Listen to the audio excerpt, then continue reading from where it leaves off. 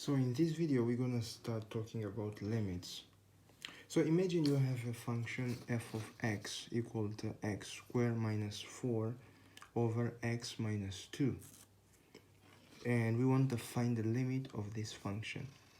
Here's x's. Let's see, for example, limit of x squared minus 4 over x minus 2 as x approaches 2.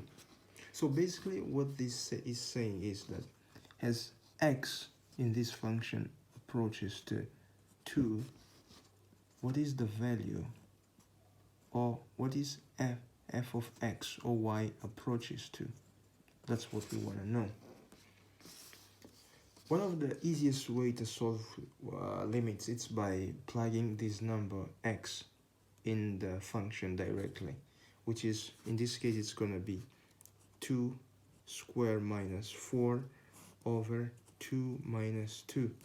2 squared, it's 4, minus 4, it's going to be 0, and 2 minus 2, it's 0. Unfortunately, it's going to be undefined. And in situations like those, we have the plug number which is closer to 2 and see which values are we gonna get for f of x. So imagine, for example, suppose that we're gonna plug in the function f as x is 1.9, for example, right, which is equal to 1.9 squared minus 4 over 1.9 minus 2, and this is basically equal to 1.9 squared minus 4, it's equal to minus 0.39, and 1.9 minus 2, it's minus 0.1, and if we divide those two values, we're gonna get 3.9. And we can even get numbers that are even way more closer to 2, so that we can basically guess f of s it's approaching 2. So for example, let's plug in 1.99, which is closer to 2. It's gonna be 1.99 squared over minus 4 over 1.99 minus 2, and this is equal to 1.99 squared minus 4, it's going to be equal to, you can also calculate in your calculator, 0.0399 over this value, which is 1.99 minus 2, which is equal to minus 0.01, and this is equal to 3.99. So if you guys notice, the more we get closer to number 2, we are getting numbers which are closer to number 4. We got 3.9, which is closer to 4, but 3.99 even more closer to 4. So we can already guess that in this function, the limit of this function as x approaches to 2, it's gonna be 4.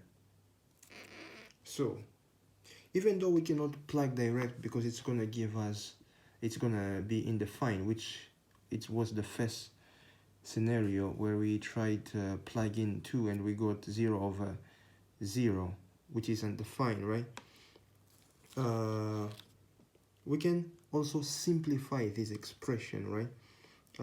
Because if we see in this expression there is a difference of perfect square, which is x squared minus 4.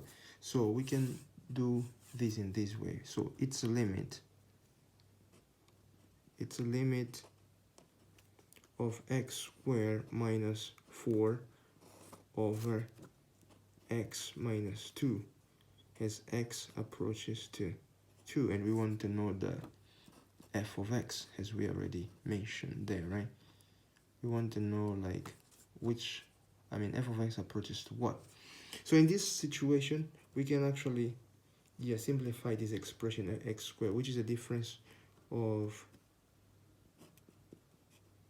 which is basically a difference of perfect square, which is the limit of, it's gonna be of x plus 2 times x minus 2 over x minus 2 as x approaches to 2.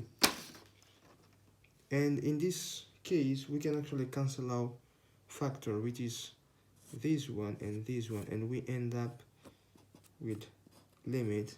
And guys, don't forget to write limit of always x approaches 2 of x plus 2. And some teacher even will actually discount some of your value, I mean your score, if you don't write this limit of x x plus 2 as x approaches to 2. Only when you will actually plug the number 2 in the function, then you can stop using this limit of x as x approaches 2. And this is basically, if we plug in the equation, we see that it's going to be, if we plug these 2 in this function, it's going to be 2 plus 2, which is equal to 4. And it's actually give back to 4, as we saw, if we saw here, right, that it's the number that we were getting, which actually we got from x, when x was 1.9 and when x was 1.99, were closer to 2, it was giving us values that were closer to 4. And actually in the beginning we guessed that for this case, we actually guessed that this function is going to be 4. And actually exactly what we got here, it's equal to 4.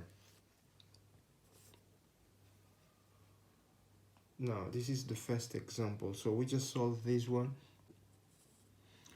So guys, second example. So we want to know in this example the limit of the function x squared plus 5x minus 4 as x approaches to 3. So a word of advice, guys: whenever you see a limit and you don't exactly have to, you don't know too much about limits, so one thing that I would advise you guys to do, it's always plugging the number, which is basically like, x approaches to, inside of the function, and see what it's gonna give you.